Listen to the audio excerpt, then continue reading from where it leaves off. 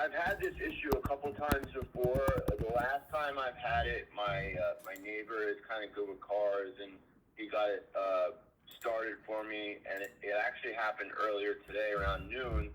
And I Googled it, and I did everything it said with the key in the door, and it started up, earlier today. Now it's doing it again now, and for some reason it's not working. And have you checked the fuses?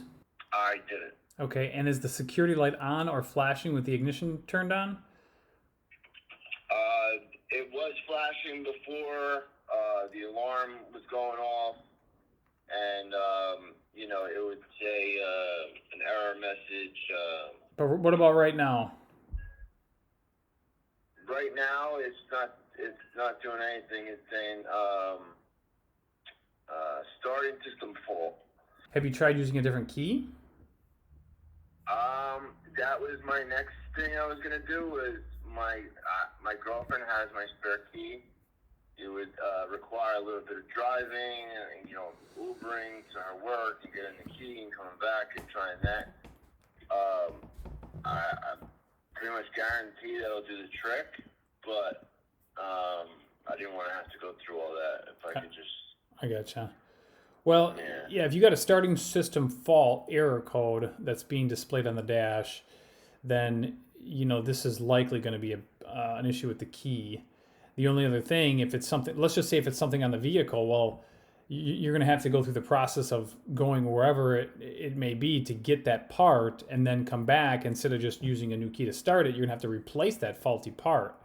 So usually my experience has been that this is going to be if it's not the key, which is very common, and if the fuses are good, this is going to be the PATS transceiver around the ignition lock cylinder on the steering column causing this issue. Let me read you this real quick. Vehicle application 2011 Ford Explorer. Starting system fault. Before any testing is performed, inquire if the customer has any other keys for the vehicle. If so, have them bring it to the shop. Verify that the keys will start the engine. This vehicle is equipped with the PATS, which will require that the body control module can identify specific ignition keys that have been programmed into the memory to enable its engine to crank and run. So put it this way, if the only thing that's wrong with this is the key, well, then you don't need to touch anything on the vehicle, right? Why would you make, the way I look at it, you're making it more complicated if you're going to start, tearing things apart on the vehicle when really the key is the issue. Yeah. So I think it'd be silly to do anything else other than try a new key first. At least try it. If it doesn't work and there are no codes in the computer, I suppose you could check fuses now. You could do that before you go and check, before you get the new key. But I think the issue is going to be the key. If the fuses are good, the key's not the issue, then you're probably going to have to replace that PATS transceiver. That's going to be all right. Great. All right.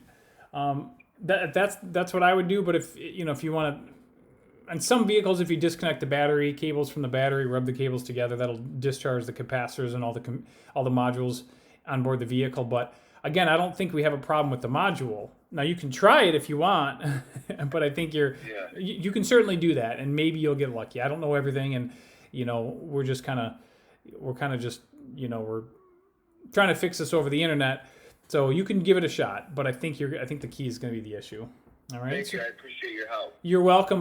Good luck. I give you some options, and just let me know if anything comes up. I'll be happy to help out. Okay. All right. Great. Thank you. All right. You're welcome.